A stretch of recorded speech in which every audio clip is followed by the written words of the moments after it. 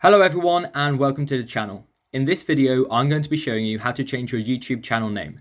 This is super easy to do and will just take a matter of seconds, but it is slightly different to do depending on whether you have a personal account or a branded account.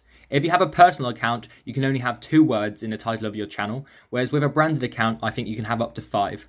So in order to change your channel name, simply go to your profile picture on the YouTube homepage and then go down to settings. Now once you've clicked on that, this will take you to youtube.com/account, and next to your channel name, simply click on Edit on Google. Here it will come up with a pop-up and you can change your channel name to whatever you want. Then simply click OK and then change name, and your channel name has been changed. Now on a personal account, this works pretty much the same. Just go to your profile picture, down to settings, and then by your channel name simply click Edit on Google, and you're able to change your first and second name.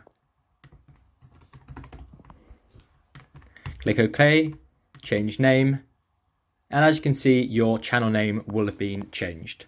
So thank you very much for watching, and please subscribe to the channel for more videos like this.